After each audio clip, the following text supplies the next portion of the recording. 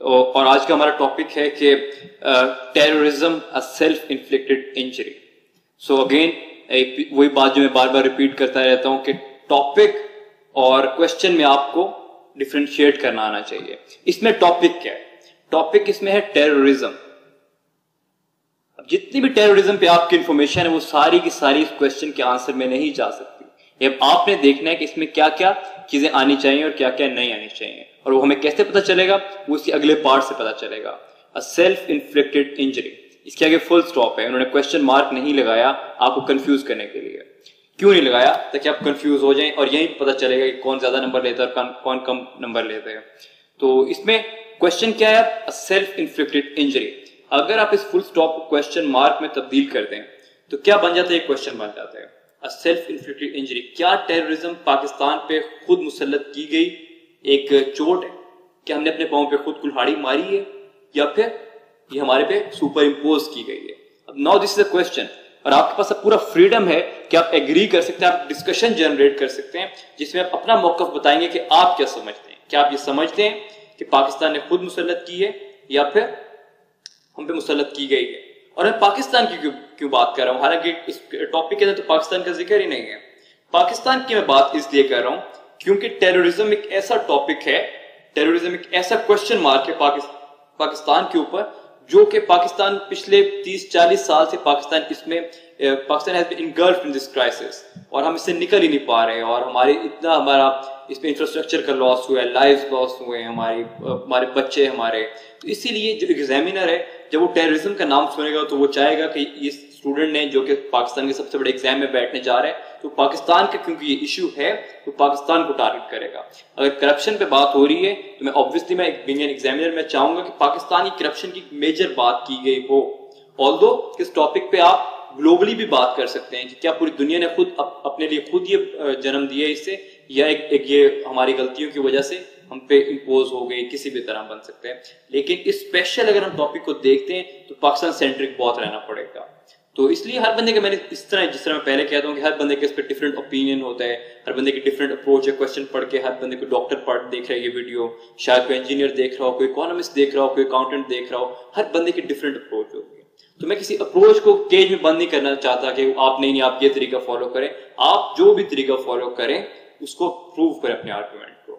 اور جو میں جس طرح مجھے یہ ٹاپک پڑھ کے جو میرے ذہن میں آیا, میں نے ایک آؤٹ لائن بنائی ہے جو میرے خیال میں ایک سیف آؤٹ لائن ہے, وہ میں آپ سے شیئر کرتا ہوں اور بتاتا ہوں کہ میں نے ایسی آؤٹ لائن کیوں بنائی ہے. ہم تھیسس اسٹیٹمنٹ پہ آتے ہیں. تھیسس اسٹیٹمنٹ میں کیا کیا میں نے, although سے وہی بات although سے سٹارٹ کی ہے کہ although regional and global actors played their part, however terrorism has largely been a self-inflicted injury to Pakistan. اب اس میں کیا باتیں کی ہیں, وہی میں نے بات کی کہ میں نے دونوں پہلو پہ چیزیں ڈال دی کہ صرف ایک چیز کی غلطی نہیں, دونوں سائڈوں کی غلطی ہے. پاکستان نے اپنے اوپر خود بھی مسلط کیے اور ہمارے اوپر مسلط کیا گیا ہے بیرونی طاقتوں کی وجہ سے, جس میں نے گلوبل اور ریجنل ایکٹرز کا ذکر کر دیا ہے. اور میں انکلینیشن کس طرف شروع کر دی ہے, شو کر دی ہے کہ terrorism has largely been a self inflicted injury to Pakistan. اور مسئلے مسائل ہیں باہر کی طرف سے, لیکن ہماری اپنی بہت زیادہ غلطیاں ہیں. تو میں انکلینیشن 60% انکلینیشن اپنی غلطیوں کی طرف ڈال دی کہ ہماری زیادہ غلطی ہے اس میں. تو اس سے کیا فائدہ کیا ہوا ہے, اس سے میرے پاس اب کینوس براڈ ہے, میں بیرونی طاقتوں کی بھی باتیں کر سکتا ہوں اور پاکستان کی اپنی غلطیوں کی بھی بات کر سکتا ہوں. اب مجھے زیادہ ڈیٹیل میں جانے کی ضرورت نہیں, سب کو پتا ہے کہ ٹیررزم کیا ہے اور اس سے کیا کیا نقصانات ہوئے ہیں. تو مجھے الگ سے کوئی ہیڈ بنانے کی ضرورت نہیں ہے کہ ٹیررزم کیا چیز ہوتی ہے اور کیا کیا اس کے نقصانات ہمیں ہو چکے ہیں, اتنے لائف لاس ہوئی ہیں, اور میں ایک الگ سے پیراگراف ایک ہیڈ بنا دوں. ٹاپک پہ سیدھا ہم ہٹ کریں گے جا کے terrorism a self inflicted injury, اور ہم سیدھا جا کے ٹاپک کو ہٹ کریں گے اور اسی حساب سے ہم نے ایک تھیسس اسٹیٹمنٹ بنا لی ہے اور اس کو ہم ڈیفینڈ اپ کریں گے. تھیسس اسٹیٹمنٹ کے بعد اب جو میرا پہلا جو اگلا ہیڈ آیا ہے وہ کیا ہے, why is terrorism a self-inflicted injury? being an examiner جب آپ نے یہ بات کی ہوگی کہ terrorism is a self-inflicted injury اپنی تھیسس اسٹیٹمنٹ میں, تو میں دیکھنا چاہوں گا کہ آپ نے یہ بات کیوں کی ہے, یہ آپ کا موقف کیا ہے اس کے پیچھے, آپ کا ریشنل کیا ہے. تو وہ ریشنل یہاں پہ ڈسکس ہوگا. پہلے ہی میجر ہیڈ کے اندر آپ نے کیا بات کر دی کہ why is terrorism a self-inflicted injury, what makes you think it's a self-inflicted injury, اور یہ باہر سے اتنا ہاتھ نہیں ہے. اس کے اندر پھر ہم جو باتیں ان کو ڈسکس کر لیتے ہیں. ابھی پہلی بات ہے, پہلا پوائنٹ ہے presence of religiously exploitable fault lines. Religiously exploitable fault lines کہاں پہ ہیں ہماری شیعہ سنی ہے، اس پہ اتنی بڑی ڈویژن ہے. شیعہ ہماری ایک میجر پاپولیشن کا پارٹ ہے، 12% پارٹ ہے شیعہ، اور ان کی ایک فیول کیا جاتا ہے، ایک کانفلکٹ کو فیول کیا جاتا ہے شیعہ سنی کے اگینسٹ اور سنی شیعہ کے اگینسٹ. اور اس کے پھر اگر آپ زیادہ ڈیپ چلے جاتے ہیں تو اس میں پھر Barelvi and different other sects, ان کے آپس میں ڈیٹیل میں ابھی نہیں جاؤں گا، صرف ہم اس پوائنٹ کو میجرلی ڈسکس کر لیں گے کیونکہ آپ نے اس پہ ایک ہی پیراگراف لکھنا ہے کہ ہمارے اتنی زیادہ وہ ہے کہ اگر میں ایک شیعہ کو سنی کے خلاف بھڑکاؤں گا تو وہ فوراً بھڑک جائے گا، اور اگر میں سنی کو شیعہ کے اگینسٹ کروں گا تو وہ بھی فوراً ہو جائے گا. مجھے بڑا ایزی ہے، اور اس کو میں کہوں گا کہ اس کو جب مارنا بھی تو وہ مارے گا جا کے، بیکاز ریلیجن کی ٹالرنس ہمارے پاس بہت کم ہے، بہت منیمم ہے، ہماری ایجوکیشن اس طرح سے کی گئی ہے. تو ایک یہ پوائنٹ میں سمجھتا ہوں. اور اگلا پوائنٹ کیا ہے میرا، extremist interpretation of religious scriptures. کہ اب اسلام تو کوئی ڈفرینٹ چیز نہیں لے کے آیا تھا، اسلام تو سب کے لیے کسی چیز لے کے آیا. تو کچھ لوگ اس کو امن پسند کیوں مانتے ہیں اور کچھ لوگ اس کو ایسا کیوں دین سمجھتے ہیں کہ یہ مار دھاڑ کا نام ہے، وہ انٹرپریٹیشن پہ آ جاتا ہے. کچھ لوگ ایسی آئیڈیالوجی ہے ان کی اپنے پرسنل موٹیو کے لیے یوز کرتے ہیں. ہمارے اپنے مدرساز ہیں، کچھ فنڈنگ کے لیے، کچھ اپنے موٹیوز کے لیے، سیلف انٹرسٹ کے لیے. اسی لیے سیلف انفلکٹڈ انجری ہے، اپنے سیلف انٹرسٹ کے لیے وہ اپنے نیشنل انٹرسٹ کو انڈرمائن کر جاتے ہیں، اور وہ ریلیجیس اسکرپچرز کی اپنی خود انٹرپریٹیشن کرتے ہیں، جس سے ایک بہت زیادہ نقصان ہو جاتا ہے. اور یہ کس وجہ سے کیا جاتا ہے؟ Role of clerics safeguarding their own interest. اپنے سب کے ایجنڈے ہیں، سب کو ڈفرینٹ فنڈنگز آتی ہیں، ڈفرینٹ اس میں ایکٹرز انوالو ہوتے ہیں. اس میں ہمارے ڈومیسٹک ایکٹرز بھی ہو سکتے ہیں، اس میں ہمارے گلوبل اور ریجنل ایکٹرز بھی ہو سکتے ہیں، بالکل ہو سکتے ہیں. تو کلیرکس کا ایک بہت بڑا رول ہے، وہ اپنا برانڈ آف اسلام کو پروموٹ کرنے کے چکر میں کہ ہم ایک بڑے کلیرک بن کے سامنے آ جائیں، وہ اپنے پھر سیلف انٹرسٹ کو پروموٹ کرتے ہیں. پھر ایک اگلا پوائنٹ بن گیا کہ Pakistan own pursuit of Jio strategic interest. میں نے اب یہ اس بات کو بڑا میجر فوکس کیا ہے، اور اس کے میں ساتھ لکھا ہے نیچے کہ کیس اسٹڈی کا بھی ذکر کیا، افغان وار 1979. میں نے کیس اسٹڈیز لکھا. جب کیس اسٹڈی کا نام آ جائے گا تو آبویسلی اس پہ ایک پیراگراف میں بات نہیں ہو سکتی، 2-3 پیراگرافس میں بات ہوگی، بیکاز آئی تھنک یہ وہ مومنٹ ہے جو ہمارا ڈیفائننگ مومنٹ تھا جس سے ٹیررزم ہم نے امپورٹ کر لیا اپنے ملک کے اندر. تو پاکستان کون pursuit of Jio strategic interest کیا ہے؟ کرنٹ افیئر میں بھی آپ پڑھتے رہتے ہوں گے کہ ضیاء الحق کی ایک آئیڈیالوجی تھی کہ ہم افغانستان کو پاکستان کا پارٹ بنائیں گے تاکہ اگر کبھی انڈیا ہمارے اوپر اٹیک کرے تو ہم ریٹریٹ کر کے افغانستان میں جا سکیں. تو وہ ایک بیسیکلی فلاڈ آئیڈیالوجی ہے، اور ایسا کبھی پریکٹیکلی ممکن نہیں ہے. تو پاکستان نے اس آئیڈیالوجی کو فالو کیا اور افغانستان کے ساتھ بھائی چارہ بڑھانے کی کوشش کی، اور اس کے اوپر پھر ہم پوری کیس اسٹڈی لکھیں گے کیسے کیسے ہم نے افغان طالبان کو سپورٹ کیا. ہم نے اپنے انٹرسٹ کے لیے ہم نے اپنے اوپر خود مسلط کر لیا اسے، پتہ نہیں ہم کس دھوکے میں تھے، ہم فینٹسی میں رہ رہے تھے، اور وہ ہمیں بعد میں چیزیں الٹی پڑ گئیں. تو یہ کیس اسٹڈی ہے، بڑی تھورو کیس اسٹڈی ہے، یہ کمپریہنسو ہے، اس کو بڑی ڈیٹیل میں ہم 2-3 پیراگراف میں لکھ سکتے ہیں.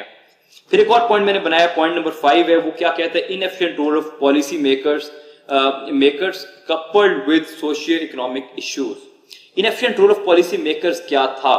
پالیسی میکرز نے ایسا کیا کر دیا کہ ان کے میں نے لکھ دی ہے. اب ہوتا یہ ہے کہ جو ہمارے پالیسی میکرز بھی ہیں ان کے اپنے سیلف انٹرسٹ ہوتے ہیں، پولیٹیکل ایجنڈاز ہوتے ہیں، وہ اپنے مسئلے مسائل سے باہر نہیں آتے، وننگ الیکشن سے باہر ہی نہیں آتے، وہ صرف اپنے اگلے 5 سال دیکھ رہے ہوتے ہیں. پالیسی میکنگ پہ جاتے ہی نہیں ہے کہ کچھ ایسی پالیسی میکنگ کی جائے جس کی وجہ سے ٹیررزم، ایکسٹریمسٹ آئیڈیالوجیز کو کرٹیل کیا جا سکے. تو یہ تو ہمیں جا کے نیشنل ایکشن پلان 2016 میں جا کے ہمیں تو یاد آیا کہ ایسی بھی کوئی چیز ہوتی ہے کہ ہم پالیسی میکنگ بھی کر سکتے ہیں ٹیررزم کو کرٹیل کرنے کے لیے. اس سے پہلے تو ہمارے پاس کوئی پالیسی ہی نہیں تھی. یو ایس میں 2004 میں وہ پالیسی آ گئی کاؤنٹر ٹیررزم کی، یو کے میں 2006 میں آ گئی، ہمارے پاس 2016 میں 10 سال بعد ہمارے پاس ہوئی ہے. تو ہم کیسے ایکسپیکٹ کر سکتے ہیں کہ ہم اس کا مقابلہ کر سکتے ہیں؟ تو یہ بھی ہم نے خود پالیسی میکنگ نہیں کی. اور پھر سوشل اکنامک ایشوز ساتھ کپل ہو رہے تھے، کمپلیمنٹ کر رہے تھے کہ ہماری سوشل کنڈیشنز ویک ہیں، پاورٹی بہت زیادہ پھیلی ہوئی تھی. ایک غریب آدمی کو آپ 100 روپیہ دیکھیں کہ یہ کام کرنا تو وہ فوراً کر رہا ہے جا کے. اکنامک ایشوز ہیں، ویریس جاب لیس پیپل ہے، وہ اپنا ان کو نوکری نہیں ملتی، تو اس مدرسے میں کہیں پہ بھی لگا دے، اس کو 3 وقت کی روٹی مل جائے وہاں پہ، تو وہ کوئی بھی آئیڈیالوجی فالو کر لے گا، کوئی بھی کام کر لے گا. تو ایک بڑا ضروری پوائنٹ ہے policy makers coupled with socio-economic issues. پھر ایک اور پوائنٹ ہے religious and ethnic diversity and is it target for exploiters. یہ بات اسی لیے اہم ہے کیونکہ ہمارا جو ملک ہے یہ ایک عام ملک نہیں ہے. This is a very special country. یہ کوئی لگزمبرگ کی طرح نہیں ہے کہ جدھر سارے ایک ہی طرح کے لوگ رہتے ہیں، ایک ہی زبان بولتے ہیں، ایک ہی کلر ہے سب کے، ایک ہی کلچر ہے سب کا. ہمارے پاس بہت ریلیجیس ڈائیورسٹی ہے، ہمارے پاس بہت ایتھنک ڈائیورسٹی ہے. ہمارے پاس بلوچ دیکھ لیں، بلوچ اور پنجابیوں میں آپ کو اسلام کے علاوہ کوئی چیز سملر نہیں نظر آئے گی. اگر آپ نے بلوچی کو پنجابی کے خلاف بھڑکانا ہے آپ ایزیلی بھڑکا سکتے ہیں, بہت میجر فالٹ لائن ہے یہ. تو یہ ہمارے ایک بہت بڑے مسئلے ہیں, ہمارے ایزی ٹارگٹ بن جاتے ہیں. کسی بھی بلوچ انسرجنسی کا پارٹ بھی اسی طرح آپ نے دیکھے ڈفرینٹ موومنٹس بلوچستان میں چلتی رہی ہیں, وہ ایک دوسرے کے اگینسٹ ہے. بلوچ پنجاب کے خلاف ہے, پنجابی کے خلاف ہے, پنجابی بلوچ کے خلاف ہے, سندھی پنجابی کے خلاف ہے کہ وہ ہمارا پانی مار جاتے ہیں. تو یہاں سے آپ ایک دوسرے کے خلاف ہیٹ جنم لیتے ہیں اور وہ پھر ایونچولی ایکسٹریمسٹ اور ریڈیکل آئیڈیالوجیز میں کنورٹ ہوتا جاتا ہے. تو یہ ہمارا ایک میجر ہیڈ ہو گیا. اس کے بعد میں نے اپنی تھیسس میں یہ بھی بات کی تھی کہ صرف یہ سیلف انفلکٹڈ انجری نہیں ہے, دو کہ لارجلی سیلف انفلکٹڈ انجری ہے, لیکن اس میں ریجنل اور گلوبل فیکٹرز بھی اپنا پارٹ پلے کرتے رہے ہیں. تو آپ اس کو دو پارٹس میں ڈیوائڈ کر لیے فوراً. پارٹس میں ڈیوائڈ کرنے کا فائدہ کیا ہوتا ہے, آپ سیگریگیشن کر دیتے ہیں فوراً, آپ کو چیزیں ایکسپلین کرنا ایزی ہو جاتی ہیں. ریجن کیا ہوتا ہے, ریجن یہ کہ ہمارے جو نیبرنگ کنٹریز ہیں, انڈین اوشن ریجن آ گیا, چائنا, افغانستان, ایران, انڈیا, سعودی عربیہ, جو کہ ہمارے قریب ممالک ہیں, یہ ہمیں کس طرح افیکٹ کر رہے ہیں. اور گلوبل فیکٹرز کیا ہوتے ہیں کہ دنیا کی شیپ کیا بن رہی ہے, دنیا میں کیا صورتحال ہے, گلوبل ورلڈ آرڈر کیا چل رہا ہے اس وقت, اس کی کیا امپلیکیشنز ہے پاکستان کے اوپر. اس کی وجہ سے بھی ہمارا ایک پورا پرسپیکٹو بنتا ہے کہ ہم نے کیا کرنا ہے کیا نہیں کرنا. تو سب سے پہلا پوائنٹ اس میں کیا ہے, ریجنل فیکٹرز ہے. ریجنل فیکٹرز کون کون سے ہو سکتے ہیں؟ Regional factors geographic location work as double edge sword. ہمارے پچھلے لیڈرز نے تو یہ سوچا کہ ہم جیوگرافک لوکیشن کو یوز کر لیں گے اور ہم اپنی اسٹریٹجک ڈیپتھ لے لیں گے, لیکن وہ چیز ہمیں الٹی پڑ گئی اور ڈبل ایج سورڈ کا کام کیا. افغانستان بھی میں بھی اب جو گورنمنٹ آ گئی ہے وہ پاکستانیوں کے اگینسٹ ہے, وہ طالبان کی گورنمنٹ نہیں ہے جو کہ ہم نے سوچا تھا کہ شاید بن جائے. تو وہ بھی ہمارے اگینسٹ ہوگی, ناردرن الائنس جسے کہتے ہیں. اور وہ بھی اب ہمارے ایک ذوالفقار رپورٹوں نے بڑا زبردست کوٹ کیا تھا کہ Pakistan is in a nutcracker situation between India and Afghanistan. ایک ہمارے طرف انڈیا بیٹھا ہوا اور ایک طرف ہمارے افغانستان بیٹھا ہوا, ہم دونوں طرف سے پسے ہوئے درمیان میں. And we are a thin country geographically speaking, تو ہمارے پاس اسٹریٹجک ڈیپتھ واقعی نہیں ہے. تو وہ جو چیز ہم نے سوچی تھی وہ بھی ہمیں الٹی پڑ گئی. تو ایک یہ ریجنل فیکٹر بھی ہو گیا کہ افغانستان میں ہماری کام کی گورنمنٹ نہیں آئی اور وہ اب ہمارے اگینسٹ کام کر رہی ہے. Double edge sword. Hostile neighbourhood, جب ہوسٹائل نیبرہڈ کی بات کرتا ہوں تو اس کے اندر ہم سب باتیں کر دیتے ہیں. ایران کے بھی ڈفرینٹ ایجنڈاز ہیں. کلبھوشن یادو کا جو کیس ہے آپ کو یاد ہوگا, انڈیا کا ایجنٹ ایران کے تھرو پاکستان میں آیا. تو obviously there are other hands جو صرف انڈیا کے علاقہ کام نہیں کر رہا, اور بھی اس میں طاقتیں ملوث ہوتی ہیں. تو ہوسٹائل نیبرہڈ ہمارے ایران سے بھی تعلقات اچھے نہیں, افغانستان سے بھی اچھے نہیں, انڈیا سے بھی اچھے نہیں ہیں. تو اس میں کافی ساری بات کی جا سکتی ہے. اور اس کے بعد اگلا پوائنٹ کیا ہے کہ a battle ground for Iran Saudi proxy war. یہ بہت امپورٹنٹ پوائنٹ ہے. 1979 میں جب خمینی ریولیوشن آیا ایران میں, اس کے بعد چیزیں بڑی چینج ہو گئی مڈل ایسٹ میں, اور ایران اپنا برانڈ آف اسلام لانا چاہتا ہے اور سعودی عربیہ اپنا وہابزم کا کانسیپٹ زیادہ پریویل کرنا چاہتا ہے. تو دونوں نے فنڈنگ سٹارٹ کر دی. پاکستان میں بھی کنسیڈریبل شیعہ پاپولیشن ہے. ایران نے اپنا ایجنڈا پروموٹ کیا, سعودی نے اپنا پروموٹ کیا. Regional actors played the part. اور پاکستان میں وہ 1979 کے بعد آپ دیکھتے ہیں کہ جو ٹیررزم ہے وہ ایکسپونینشلی بڑھتا گیا. تو یہ ایک بہت بڑا میجر فیکٹر ہے جو ریجنل فیکٹرز نے جو پلے کیا. پھر انڈیاز اٹیمپٹ ٹو ریپیٹ 1971.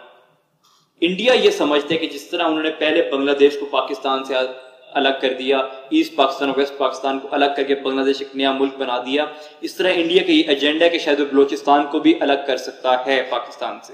اسی لیے انڈیا کی ایک بہت اسٹرانگ اپروچ ہے کہ وہ بلوچستان انسرجنسی کو پروموٹ کرنا چاہتا ہے. تو انڈیا اس کام کے اوپر بہت عرصے سے اس ایجنڈے کے اوپر کام کر رہے ہیں, اور انڈیا یہ واقعی ریئلسٹکلی اسپیکنگ انڈیا یہ سمجھتا ہے کہ وہ یہ کر سکتا ہے. جس طرح مسٹر مودی نے اپنی اسپیچ میں بھی یہ ایک بار مینشن کیا تھا کہ بلوچستان کے لوگوں کے حقوق دبائے جا رہے ہیں پاکستان میں.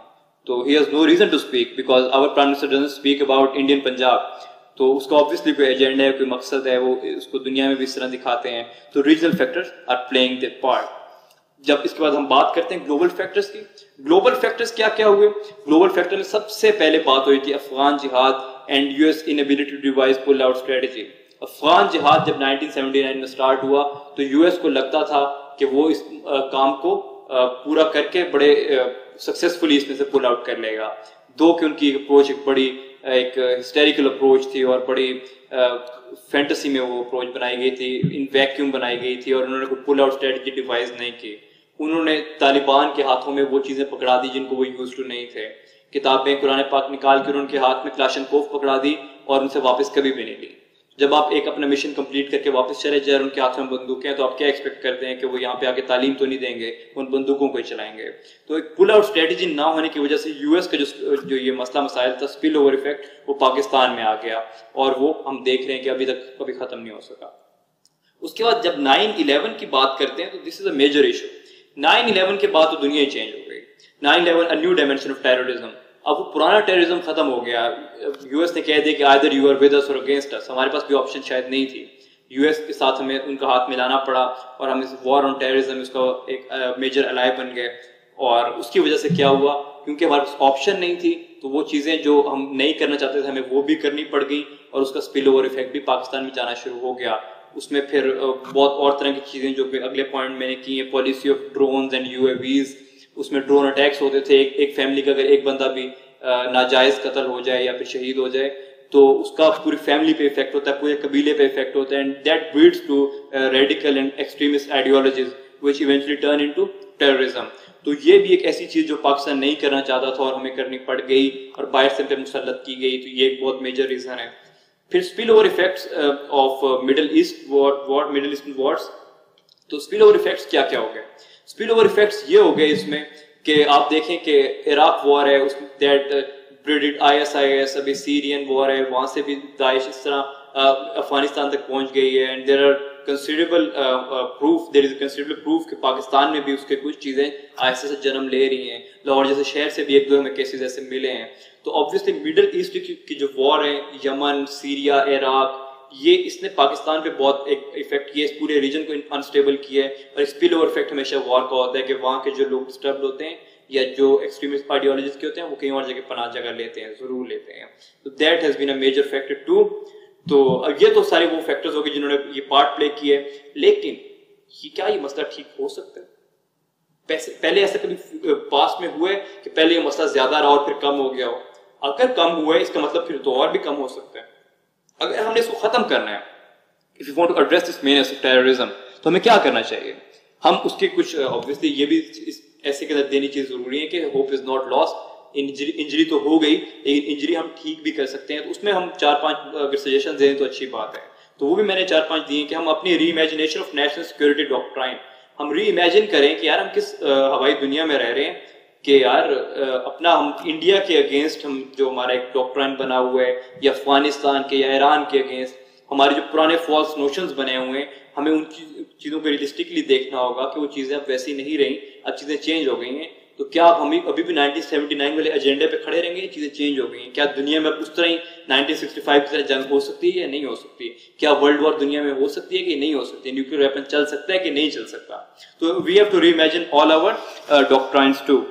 پھر ایک اور پوائنٹ ہے کہ جناب dissemination of state controlled interpretation of Islam. اگر ہم ملاؤں کے ہاتھ میں, کلیرکس کے ہاتھ میں یہ چیز چھوڑ دیں گے کہ آپ اپنا برانڈ آف اسلام پروموٹ کریں تو اپنا ہی برانڈ آف اسلام پروموٹ کریں گے. تو یہ اسٹیٹ کی ذمہ داری ہے کہ انہوں نے اسلام کو پروموٹ کریں جو وہ انٹرپریٹ کریں گے, اور یہ ایک ہونی چاہیے پورے اسٹیٹ میں تاکہ ایک ماڈریٹ انوائرمنٹ اسٹیٹ میں رہے, ہر بندے کی سوچ ایک طرح کی ہو. تو یہ بہت ضروری ہے کہ آپ کی انٹرپریٹیشن جو ہے وہ اسٹیٹ کنٹرولڈ ہو. اور پھر ایک اور بات ہے کہ identifying the false national geo strategic depth. یہ پچھلے فرسٹ پوائنٹ کو یہ کمپلیمنٹ کرتا ہے کہ ہمیں بڑا اس پہ کلیئر ہو جانا چاہیے کہ اب افغانستان ہمیں ریٹریٹ کرنے کے لیے اپنی جگہ نہیں دینے لگا. جیو اسٹریٹجک ڈیپتھ کا جو ایک نوشن تھا وہ فالس نوشن تھا, and this is not going to happen in future in any time. تو یہ ایک بڑا ہمیں اس کے بارے میں سوچنا چاہیے. پھر ایک اور ہے کہ جب ہم اس کو pursuing the role of mediator rather than actor in regional conflict. ابھی تک ہم کیا کرتے رہے کہ ہم ایران سعودی پراکسی وار کے اندر ہم ایک ایکٹیو رول پارٹ پلے کرتے رہے, یا ہم ایران کو سائڈ کرتے ہیں, ہم نے حالانکہ زیادہ سعودیہ کو سائڈ کی ہے. تو which is not been a positive approach, اس کا ہمیں کوئی فائدہ نہیں ہوا. ہم نے بڑے اکنامک لاسز اس کی وجہ سے لیے ہیں. ایران پاکستان پیس پائپ لائن نہیں چل سکی اس کی وجہ سے, کیونکہ ہمارے سعودیہ سے تعلقات اچھے تھے تو ہم ایران کے ساتھ تعلقات بہتر نہیں کر سکتے تھے. تو we have to look for on own national interest, ہمیں ان کو فالو کرنا ہے اور اپنے لوگوں کے بارے میں پہلے سوچنا ہے ہمیں.